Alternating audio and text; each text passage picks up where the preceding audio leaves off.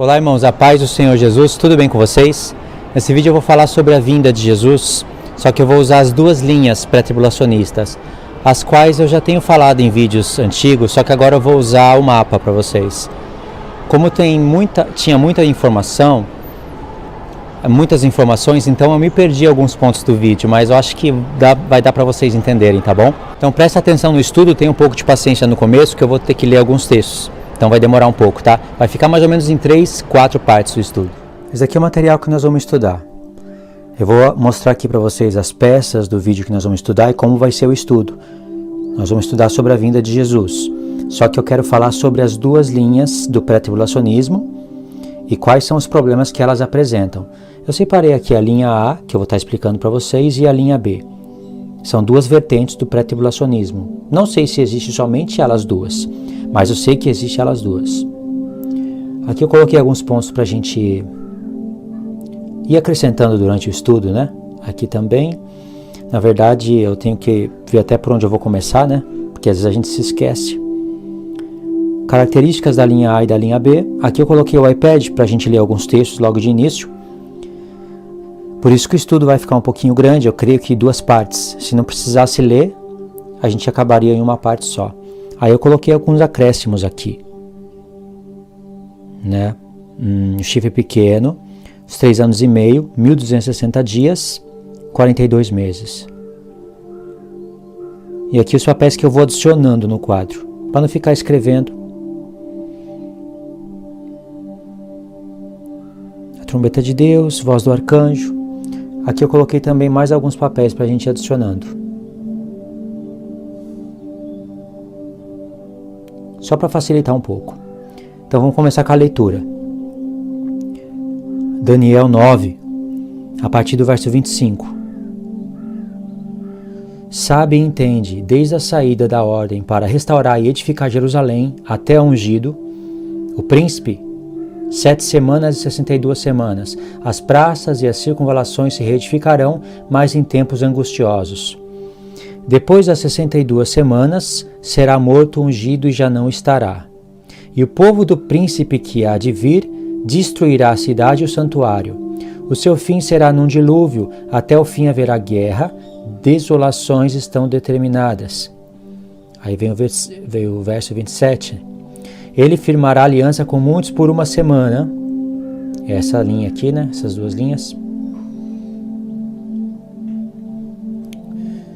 Na metade da semana fará cessar o sacrifício e a oferta de manjares. Sobre a asa das abominações virá o assolador, até que a destruição, que está determinada, se derrame sobre ele. Então o povo que destruiu o santuário, ele é o povo do príncipe que há de vir. E esse príncipe que há de vir no futuro é o anticristo. Essa profecia aqui se acopla com várias outras. Então por isso que eu separei mais um texto. O príncipe que há de vir. A gente pode começar pelo verso 14. Ezequiel 38, a partir do verso 14. Lá já no verso 1, Deus já começa a falar contra Gog, né, da terra de Magog. Portanto, ó filho do homem, profetiza e dize a Gog, assim diz o Senhor Deus, acaso naquele dia, quando o meu povo de Israel habitar seguro, não saberás tu?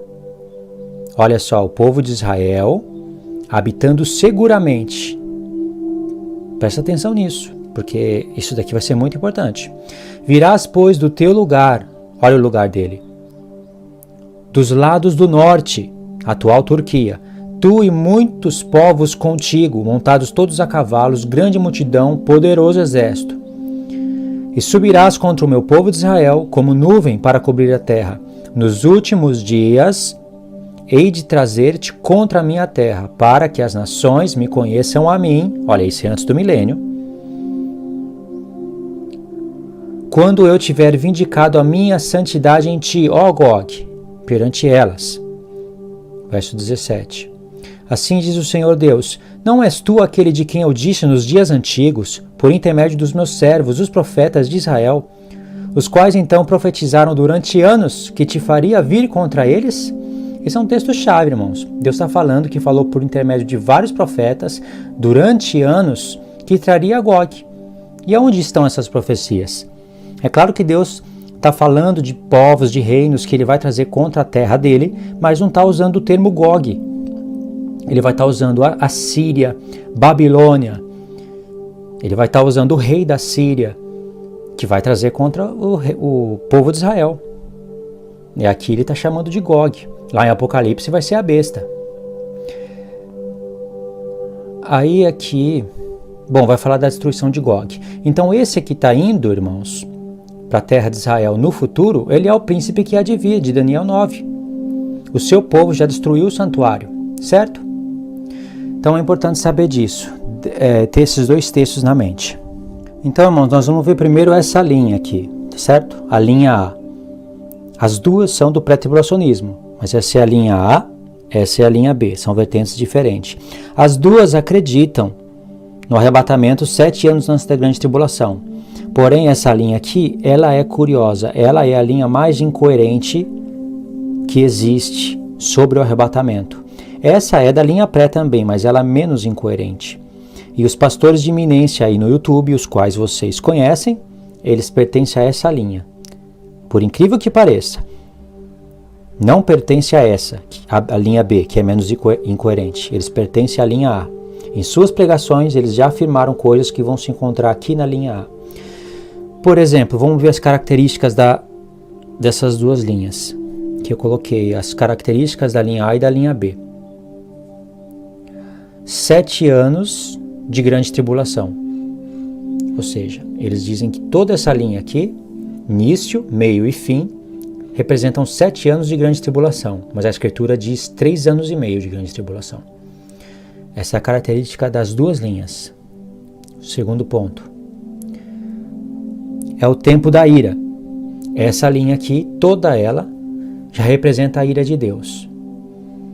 O que eu sei é que a ira de Deus... Tem muita coisa para falar sobre a ira, né? Mas a ira do Apocalipse, onde se encontra as 7 taças, elas se iniciam aqui, no final. E isso está escrito até em Apocalipse. Aqui é o tempo da ira. Mas eles dizem que tudo isso daqui é a ira. E também a grande tribulação. E o terceiro ponto, já ocorreu o arrebatamento. Aqui já ocorreu o arrebatamento, porque está acontecendo a grande tribulação e a ira de Deus. Então já ocorreu o arrebatamento, a igreja já foi, e os que ficaram aqui ficaram sem bodas. Eu só coloquei 3 pontos aqui, né? Os que ficaram sem bodas. Então essas características das duas linhas, na verdade. Aí, sobre a linha A, eu coloquei aqui o nome da linha A. Doutrina da iminência. Quer dizer que o apóstolo Paulo pregava a volta de Jesus em seu próprio tempo. Ele acreditava que Jesus viria no seu próprio tempo, ou quando muito, um pouquinho antes ali, um pouquinho depois que ele morresse, não muito depois, já seria o tempo da vinda, mas ele já pregava a vinda de Jesus no seu próprio tempo. Como Paulo esperava Jesus? Essa é a pergunta. No seu próprio tempo, como eu acabei de falar. Qual é a base? Eu vou mostrar pelo menos uma delas, as que são usadas. Essa daqui é a mais clara. Nós, os que ficamos vivos para a sua vinda. Vocês sabem onde se encontram isso, né? Então é a doutrina da iminência. Paulo pregava no seu próprio tempo. Isso daqui se encontra em 1 Tessalonicenses, capítulo 4. A partir do verso 15. As pessoas frisam aqui, ó. Paulo diz nós, os que ficarmos vivos. Então, Paulo acreditava que Jesus viria na sua própria época, para a sua vinda. Então, se Paulo pregava a doutrina da iminência, a igreja tem que pregar hoje, não é assim? Vamos ver aqui. Os 10 chifres da besta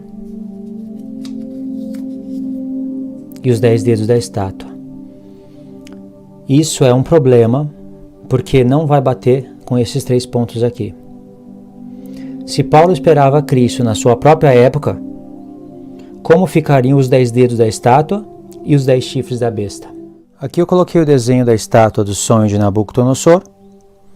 Como vocês já sabem, essa estátua aqui ela tem grande revelação quando você compara com Daniel 7.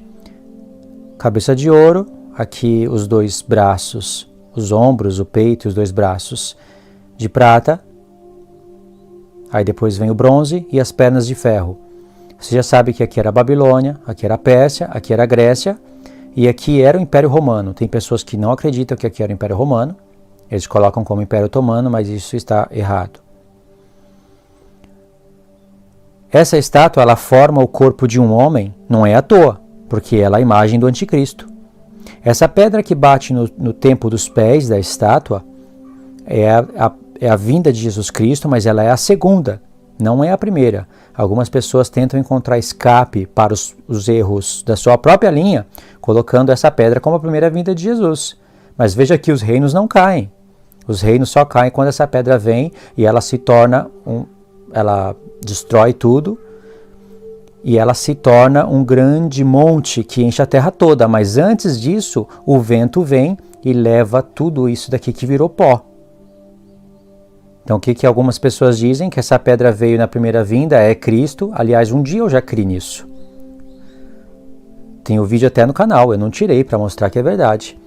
Essa pedra seria a primeira vinda de Jesus. Vem no tempo do Império Romano, ele implanta o amor, começa a pregar que é chegado o reino dos céus, e aí de pouco a pouco a estátua vai caindo, mas não é isso que diz a profecia. A pedra bate, ela vai se tornar um grande monte, que é o reino de Cristo, que é um reino que jamais será fim, e aí eles usam um texto falando: o reino de Deus está entre vós. Mas a sequência do sonho é que a pedra vem, bate nos pés da estátua, o ouro, a prata, o bronze, o ferro e o barro, eles viram pó, o vento leva tudo. E a pedra se torna um grande monte. É o reino de Cristo, é fácil enxergar isso. Ainda mais quando você vê esse paralelo dos 10 dedos com os 10 chifres da besta. Aqui não tem nada em relação ao tempo, mas em Daniel 7 a gente está vendo sobre o tempo, os 3 tempos e meio, que só entra em sincronia com o final das 70 semanas, a 70ª semana. Seria a metade da última semana. Certo? Então, o apóstolo Paulo ele conhecia muito bem isso daqui, ele comparava com a besta de Daniel 7, sabia que os 10 dedos da estátua estavam em paralelo com os 10 chifres da besta, e que lá em Daniel 7, Deus mudou as figuras para falar dos mesmos reinos, mas para acrescentar detalhes. Lá a vinda de Jesus está figurada no ancião de dias, que vem no tempo do chifre pequeno. Aqui a vinda de Jesus está figurada nessa pedra, que vem e bate nos pés da estátua. Paulo conhecia tudo isso. Ele sabia que o império que tinha ficado para trás no tempo dele era Grécia. Precisava de se montar 2 pernas ainda. Roma não havia sido dividida no tempo do apóstolo Paulo, irmãos. Paulo olhava muito bem aqui para os 2 braços da estátua e via que era um reino dividido. Em Daniel está escrito que é um reino dividido, os medos e os persas, 2 braços. Aqui nas pernas não poderia ser diferente. E de fato o Império Romano se dividiu em 2 reinos, vocês sabem disso. Lembra da história de Constantinopla? Então o apóstolo Paulo sabia muito bem o que vinha pela frente. E depois ainda tinha que se montar os pés da estátua. Barro e ferro. Paulo estava no tempo da era de ferro. Ele não estava no tempo dos pés. E os 10 reis? Aonde estão os 10 reis da primeira vinda de Jesus? Então essas são várias incoerências da linha do pré-tribulacionismo. Por isso que eu separei essa imagem aqui para vocês. É claro que eu poderia trabalhar mais nela, mas estava dando muito trabalho esses papeizinhos. Eu preferi segurar a imagem aqui uns 3, 4 minutos e falar mesmo. Tá bom? Então vocês podem perceber que não dá tempo, no tempo do apóstolo Paulo não tinha as 2 pernas de ferro, quanto mais os 10 dedos, que são reinos unidos. No próprio Daniel 2 fala que são reis que procurarão se unir através de casamento, é o barro e o ferro. 10 reis, para depois vir o chifre pequeno, o chifre pequeno, certo? Esse bonequinho horroroso aqui, que seria representado lá em Daniel 7, no tempo dos 10 chifres da besta. Então os 10 dedos da estátua e os 10 chifres da besta estão em paralelos. Eu estou perdendo tempo aqui nessa parte, irmãos, porque eu fico impressionado como pode ter pessoas que trabalham para trazer a confusão na igreja. Como que pode uma pessoa olhar para os 10 dedos da estátua, ver a pedra batendo lá, e olhar para os 10 chifres da besta, ver o tempo do fim nos 2 pontos e desvincular uma coisa da outra? Como que pode isso? Isso é para fugir das incoerências da sua própria linha. Não tem como isso daí. Então esses são problemas que jamais serão resolvidos. O apóstolo Paulo pregando Jesus na sua própria época, ok, a pessoa desfaz esse ponto aqui dos pés da estátua, fala que a pedra que veio era a primeira vinda de Cristo, etc e tal, e os 10 chifres da besta. É dali que se levanta o chifre pequeno. Se o apóstolo Paulo esperava o anticristo na sua própria época, porque a igreja seria arrebatada antes, né, aqui no início, e aí se manifesta o anticristo. Aonde se encontram os 10 chifres da besta? Os 10 chifres da besta só pode ser os 10 dedos da estátua, barro e ferro. Mas aonde estariam os 10 chifres da besta? Por aí você vê as incoerências da linha. Mas não é só isso. Essa linha aqui vai criar vários outros problemas.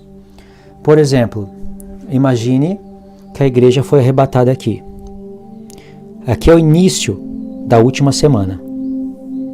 A igreja foi arrebatada aqui e ficam 7 anos pela frente. Lembra da leitura que a gente fez de Daniel 9? Que o santuário será destruído, etc e tal. Mas lá fala do príncipe que há de vir. Lembra da leitura? Lembra de Ezequiel 38? Onde o príncipe que há de vir é Gog, da terra de Magog, e de fato ele está vindo? E ali é no futuro, né? Agora calcula isso.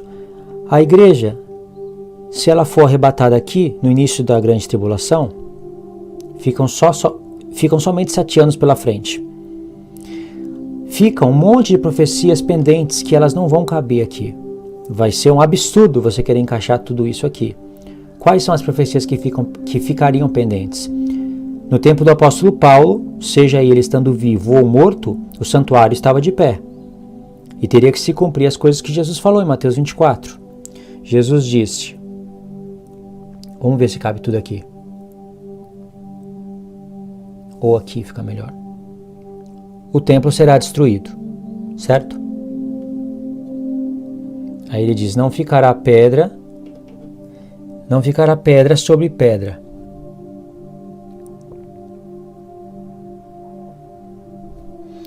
O templo tem que ser destruído. Jesus falou em Mateus 24, não ficará pedra sobre pedra que não seja derribada. Ou seja, ele conhecia a profecia de Daniel 9, o tempo da profecia. Por isso profetizou isso. Aí Jesus também fala, o povo vai cair a espada e ser cativo. Cairão a espada e serão cativos para todas as nações. Eu estou colocando, veja bem que eu estou colocando aqui no início da semana. Aqui é a metade dela. Aí depois o templo tinha que ser reconstruído. Não é? O templo foi destruído. Aí os judeus iriam cair a espada e ser cativo para todas as nações. E o templo teria que ser reconstruído. Sabe para quê? Para vir Gog e Magog. Gog e Magog, Gog é o anticristo, ele é da terra de Magog. Aí vai dizer lá, é o povo que se recuperou da espada. Esse é o povo que se encontra em descanso e recuperou da espada. Por que se recuperou da espada? Porque Jesus profetizou aqui, nesse ponto, que eles cairiam à espada e seriam cativos. E aqui eles teriam que ter uma terra, voltar do seu cativeiro e estarem recuperados da espada. E o templo teria que estar reconstruído para isso. Ou eles voltam para sua terra e é como está acontecendo hoje. Esperam a reconstrução do templo. O anticristo, ele vai ter que ir contra uma terra que tem valor para ele. E contra um povo que está adorando a Deus na aliança que eles acreditam ser a eterna, que é a primeira, no templo. Tudo isso teria que acontecer no início da semana, porque é somente na metade dela É somente na metade dela que a besta se levanta do abismo. Não é? Aqui, ó. Diz lá em Daniel 9 que na metade da semana ele fará cessar o sacrifício contínuo. Então, em Apocalipse 13, a besta se levanta do abismo e faz guerra aos santos por 42 meses. Vamos colocar aqui, guerra aos santos.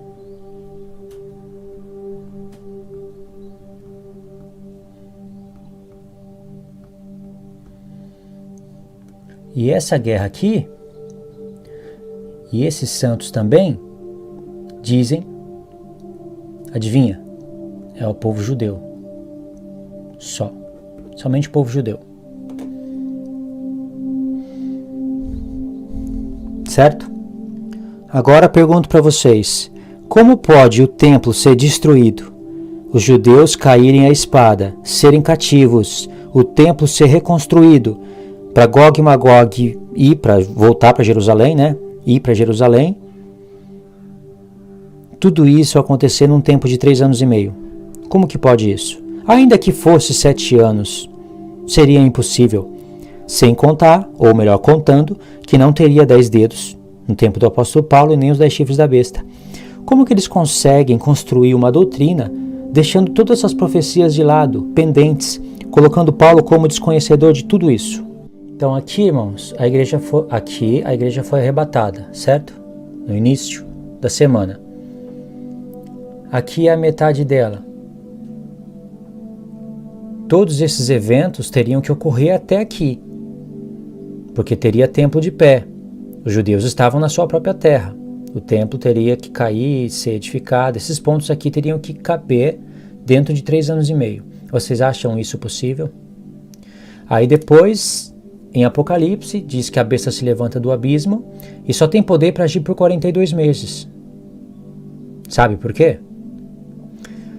Lá diz, vamos colocar aqui, 1260 dias para profecia das 2 testemunhas. Diz que as testemunhas de Jesus, as 2 testemunhas, elas vão profetizar por 1260 dias. E ninguém pode fazer mal para elas durante esse período. Elas têm poder para fechar os céus, para que não chova, converter as águas em sangue. Lembra aí muito bem, Moisés e Elias. Então a gente coloca isso daqui na primeira parte da semana. Porque diz que quando acabarem os dias da sua profecia, a besta que se levanta do abismo fará guerra contra elas e as matará. E os seus corpos ficarão estirados na cidade por 3 dias e meio, que faz referência aqui, à última parte da última semana. Então a besta se levanta do abismo, faz guerra contra elas. E se a besta se levanta do abismo e tem poder para agir durante 42 meses, quer dizer que 1260 dias ficaram para trás. Por isso que a besta só tem poder para agir durante 42 meses. Então aqui é a grande tribulação, na metade, e não a linha toda como eles falam. Tem esse papelzinho aqui que eu esqueci de colocar. 42 meses, né? Elas serão mortas. Então, pela lógica, a gente coloca os 1260 dias aqui, na primeira parte, e os 42 meses aqui. Não pode inverter. Se inverter, fica estranho. 42 meses é o número 42, embora seja o mesmo período de tempo, o número 42 faz referência aos 42 meses que a besta, quando se levanta do abismo e mata as 2 testemunhas, tem poder para agir. Ela não tem poder para agir durante mais tempo, porque acabou o tempo aqui. São só 7 anos finais. E as 2 testemunhas não podem começar a profetizar aqui na última parte, porque aqui a besta já se levantou do abismo e tem que matar elas. Vamos supor que a gente coloque aqui os 1260 dias, onde as 2 testemunhas vão profetizar. A besta vai se levantar do abismo e vai matar elas. E a besta tem poder para agir 42 meses, já não tem mais tempo aqui. Então o certo é colocar os 1260 dias aqui e os 42 meses aqui, certo? Tá dando para entender, irmãos? Se não estiver dando para entender, vocês avisam para mim, para eu mudar o jeito de ensinar, de explicar. Os 42 meses aqui. Eu acho que eu podendo mover o papel assim fica mais prático. Só está dando um pouco de trabalho por causa que eu estou segurando o celular. Compreendeu isso, irmãos? Então eu pergunto para vocês, vamos contextualizar. A igreja foi arrebatada aqui. Vou escrever aqui. Igreja arrebatada. A igreja foi arrebatada aqui no início. Aí o templo é destruído, os judeus caem à espada, são cativos para todas as nações, para se cumprir os dias de vingança, etc. e tal. Aí o templo tem que ser reconstruído e Gog, da terra de Magog, vai contra a terra, uma terra que tem valor, uma terra que tem pessoas, uma terra que tem adoração, que tem templo. Tudo isso em 3 anos e meio. Agora, como é que as duas testemunhas estarão profetizando nesse período? Eu estou olhando a linha A. Presta atenção, irmãos, não vão se perder nisso. Aqui, ó. A profecia das duas testemunhas. Aonde elas vão estar profetizando, sendo que nesse ponto aqui, o templo está sendo destruído, eles estão caindo à espada, sendo cativos. Tem que ter a reconstrução do templo, ainda que a gente fosse colocar esses 4 pontos em 7 anos, para ficar um pouquinho mais, mesmo assim, incoerente. Ainda que fosse usar o tempo de 7 anos, não faz sentido. A igreja foi arrebatada aqui, são profecias pendentes, isso tem que se cumprir. Mas isso não cabe na linha, dentro da linha pré-tribulacionista, eles jamais vão explicar isso. Quando você coloca tudo num quadro e você coloca cada peça no seu lugar, você começa a ver que certos pontos não batem, sabe? Como é que vai explicar isso? Se você fosse um pré-tribulacionista, como que você iria explicar isso? Pondo o arrebatamento da igreja aqui. A gente nem precisaria pôr esses pontos aqui na conta, porque isso daqui precisa estar montado. Os 10 dedos da estátua, com os 10 chifres da besta, precisariam estar aqui nesse cenário mundial. Nem sequer isso tinha acontecido, quanto mais essas profecias pendentes. E tem mais um detalhe. Os 144 mil judeus que vão pregar o evangelho para os que ficarem, vão estar pregando quando?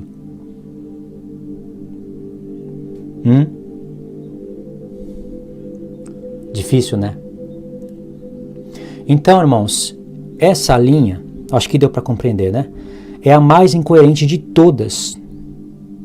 Isso daqui, qualquer pessoa poderia estar fazendo isso daqui já.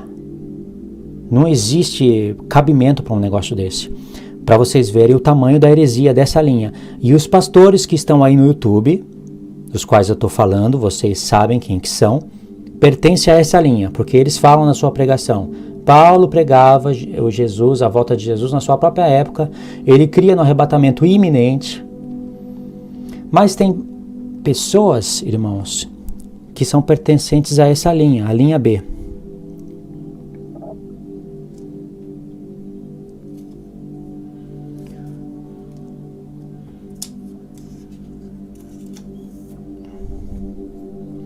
Aqui eu coloquei a igreja arrebatada, né? Deveria ter colocado aqui também, eu esqueci. A linha B é o seguinte. Elas creem assim também 7 anos de grande tribulação. Tempo da ira vai ser aqui. Tempo da ira de Deus ocorre durante os 7 anos de grande tribulação. E já ocorreu o arrebatamento. Já ocorreu o arrebatamento 7 anos antes da grande tribulação. Eles creem assim também. Só que eles não creem nisso, na doutrina da iminência. Eles acreditam que muitos eventos tinham que acontecer, por exemplo, os 10 dedos da estátua e os 10 chifres da besta, eles teriam que estar no cenário mundial para o arrebatamento da igreja ser possível. Aí, essa linha B, embora acredite que a igreja não vai passar pela grande tribulação, ela elimina todos esses problemas. Compreende? Ela elimina todos esses problemas, porque agora esses problemas são passados para cá.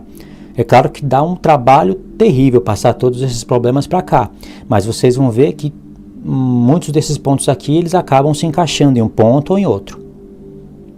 Não é verdade? Então, aqui se cria outros problemas, irmãos. Todos os problemas que vão ser resolvidos aqui, mas tem outros que vão ser criados, todos esses problemas que eu vou colocar aqui, eles estão aqui também.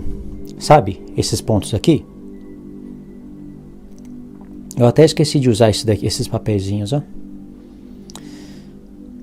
Esses papeizinhos aqui, eles seriam para representar ali, mas eu esqueci de usar.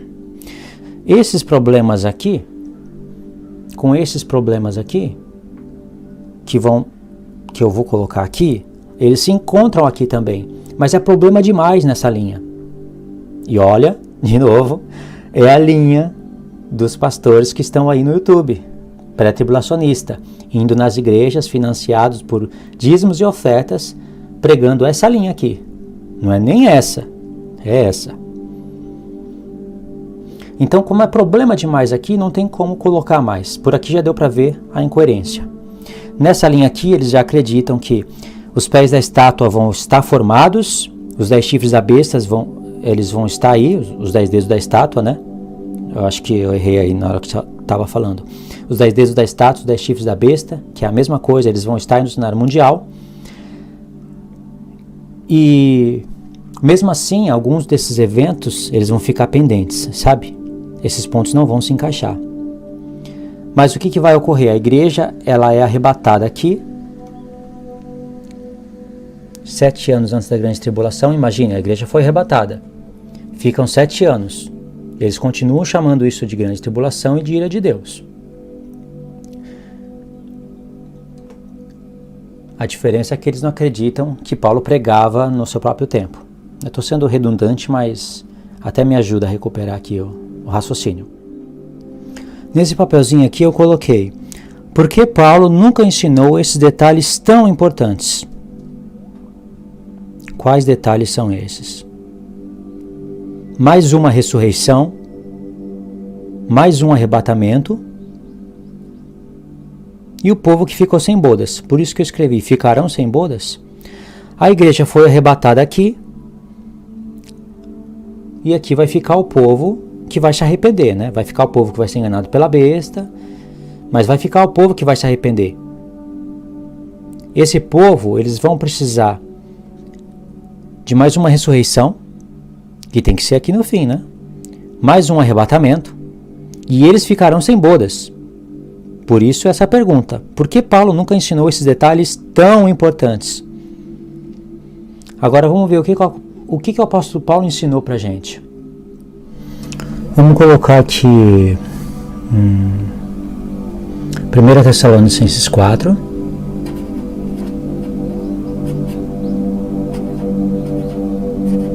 A partir do verso 15.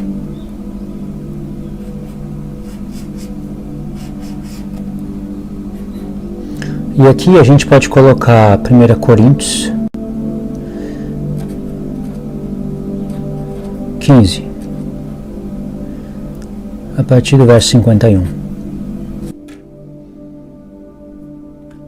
Em 1 Tessalonicenses capítulo 4, a partir do verso 15, Paulo ensinou o seguinte: ele ensinou que existe uma voz do arcanjo, existe uma trombeta de Deus, existe uma sequência para a ressurreição, os mortos em Cristo ressuscitarão primeiro, e depois nós, os que ficarmos vivos, seremos arrebatados juntamente com ele nos ares. Paulo fala: ouvida a voz do arcanjo, ressoada a trombeta de Deus, os mortos em Cristo ressuscitarão primeiro. Aí ele fala: depois nós, os mortos em Cristo ressuscitarão primeiro. Aí ele fala: depois nós, os que ficarmos vivos para a vinda do Senhor Jesus, seremos arrebatados juntamente com eles nos ares. Olha só quantos detalhes riquíssimos.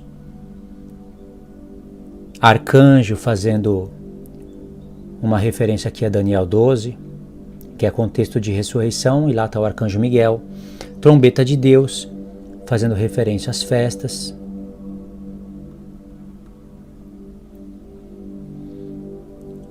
Os mortos em Cristo ressuscitando primeiro, depois nós, os que ficamos vivos para a vinda do Senhor Jesus, sendo arrebatados. Olha quantos detalhes. Isso em 1 Tessalonicenses capítulo 4. Agora em 1 Coríntios 15, olha que mente organizada. Ele não vai ensinar tudo numa carta só. Esses detalhes ele quis colocar aqui. Já em 1 Coríntios 15, ele quis colocar outros detalhes. Ele vai dizer lá que Cristo, ele é as primícias dos que dormem. Vamos colocar aqui. Aí ele vai dizer lá que existe uma ordem para a ressurreição. Cada um por sua ordem. Cristo as primícias, depois os que são de Cristo na sua vinda. Aí ele vai dizer que existe o ressoar de uma última trombeta. Olha quanta organização, irmãos. Quantos detalhes. De onde ele tirou essa última trombeta? Essa sequência toda. Ele fala que vai ser num momento. Esses detalhes aqui serão num momento. Não em 2 momentos. Não em 3 momentos. Aqui era a oportunidade, dele falar que haveria outro momento para outros mortos ressuscitarem, serem arrebatados, mas ele diz que é tudo num momento. E ainda ele acrescenta: nem todos dormiremos, mas transformados seremos todos. Isso faz parte do mistério. Você pode ver que todos esses pontos aqui, eles estão relacionados com esses pontos aqui. Em 1 Tessalonicenses capítulo 4 tem a voz do arcanjo, aqui não tem. Aqui ele fala de uma trombeta de Deus, só que não fala que é a última. Aqui ele já fala que é a última trombeta. Essa última trombeta é a trombeta de Deus. Ele só não dá esse detalhe. No mesmo exemplo que ele fala aqui que os mortos vão ressuscitar primeiro e depois os vivos serão transformados, aqui ele não fala os mortos ressuscitarão primeiro. Ele não fala de sequência. Ele só fala nem todos dormiremos, porque vão ter pessoas que vão ficar pessoas que vão ficar vivas para a vinda. Depois nós seremos arrebatados. Nós, os que ficamos vivos para a vinda do Senhor. Está aqui dentro desse quadradinho. Você vê que está relacionado um ponto com o outro, certo? Olha que mente organizada. Quantos pontos, e tudo isso daqui tem profecias. Eu poderia aqui escrever Isaías 26, 27, Zacarias 14.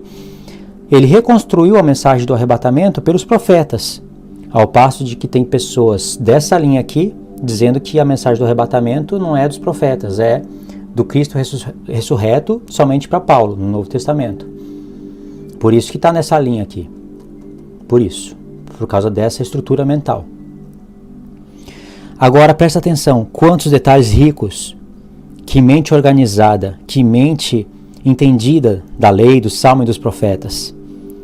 E ele teve que distribuir isso em cartas. Ainda tem 2 Tessalonicenses capítulo 2, que eu não coloquei aqui. Aí a gente volta para essa pergunta aqui. Por que Paulo nunca ensinou esses detalhes tão importantes? Que detalhes? Mais uma ressurreição, mais um arrebatamento e as pessoas que vão ficar sem bodas. Ainda, irmãos, que você faça parte, que você conheça pessoas, ou você mesmo faça parte da linha B, que é a linha do arrebatamento 7 anos antes da grande tribulação, mas não o iminente, mesmo assim, todos esses pontos aqui estão sem resposta. Vai ter que inventar que a primeira ressurreição ela ficou aberta, não é que vai ter mais uma, é que o espaço da primeira ressurreição está em abertura durante o tempo da grande tribulação. Não é que vai ter mais um arrebatamento, é que o arrebatamento que ocorreu aqui, Jesus deixou um espaço aberto para que recolha a outra porção de pessoas aqui do arrebatamento. Não é que eles vão ficar sem bodas, é que as bodas se estenderão pelo milênio, etc. e tal. Irmãos, olha para esses detalhes aqui. Quantas riquezas de detalhes. E por que que isso daqui, que é tão importante, Paulo não explicou? Por que que ele fala que é num momento? Por que que ele não fala 2, 3 momentos? Por que que ele fala que os mortos ressuscitarão primeiro? Por que você acha que ele está falando isso? Porque ele fala, nós, os que estamos vivos, de modo algum precederemos os que dormem. Não vai ter arrebatamento na frente de ninguém, é isso que ele está falando. Agora, pega essa sequência aqui, os mortos ressuscitarão primeiro, depois nós, os que ficarmos vivos para a sua vinda, seremos arrebatados. Aí vem o arrebatamento da igreja aqui. 7 anos antes da grande tribulação, da linha não iminente. Os mortos ressuscitam primeiro, os vivos são transformados, ninguém passa na frente de ninguém e acontece o arrebatamento. Aí um outro ciclo desse evento aqui, os mortos ressuscitarão primeiro, depois os vivos serão transformados, e um outro ciclo desse tem que acontecer aqui, no final. Por que Paulo não ensinou isso? Isso tem que ser inventado nos dias de hoje. Por esse motivo e por outros, você não pode ser pré-tribulacionista se você quiser ser fiel às Escrituras. O chifre pequeno ele se levanta aqui, na metade da semana. Aqui está os 3 tempos e meio de Daniel. O ancião de dia só vem depois de tempos e metade de um tempo. Ele vem aqui. Aqui você coloca os 1260 dias. E aqui você coloca os 42 meses. 1260 dias, porque é o tempo que as 2 testemunhas profetizam primeiro. Ninguém pode fazer mal para elas. Então tem que ter um espaço de 1260 dias para elas profetizarem. 42 meses é porque a besta se levanta do abismo na metade da semana e faz guerra contra os santos e mata os santos. E ela tem poder para agir durante 42 meses. Então tem que ter um espaço de 42 meses para ela agir. Não é verdade? E esses são os 3 tempos e meio. Agora, vê que muitos desses problemas aqui, o templo, cairão a espada, templo reconstruído, esses problemas foram solucionados por essa linha aqui, porque deu tempo de acontecer tudo isso. Não é verdade?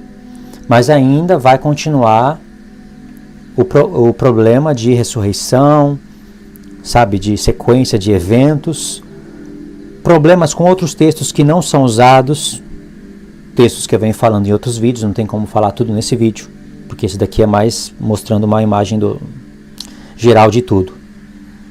Deu para entender, irmãos? Conclusão. Essa linha aqui, ela é a mais terrível e mais incoerente de todas. A linha B, ela é menos incoerente, mas ainda subsiste todos esses problemas aqui.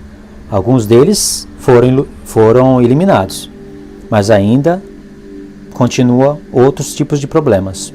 Não coloquei todos os problemas aqui, tem mais coisas que poderia colocar aqui.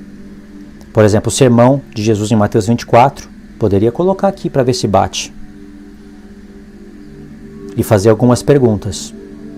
Então, o esquema para você pregar contra essa linha é os argumentos são esses tipos aqui de argumentos. Os argumentos que você usa contra essa linha é outro. Os argumentos que eu uso contra essa linha, eles não são válidos contra essa.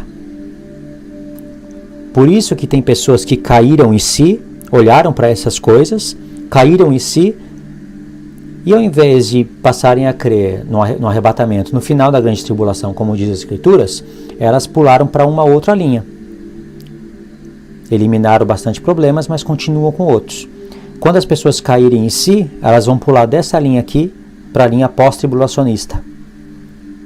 E a linha pós-tribulacionista também vai ter problemas. Não é porque é pós-tribulacionismo não tem problema nenhum. Por exemplo, os calvinistas são da linha pós-tribulacionista. É melhor você ser dessa linha aqui, pré-tribulacionista, da linha A, desconhecer tudo isso, e você crer no poder de escolha e não perverter o caráter de Deus, do que você ser um calvinista da linha pós-tribulacionista. É bem melhor. Você está em menos prejuízos com Deus. Então, por isso que eu digo, a linha pós-tribulacionista também tem vertentes e também tem problemas para serem resolvidos. Tá bom, irmãos? Isso daí é o que eu consegui fazer nesse quadro.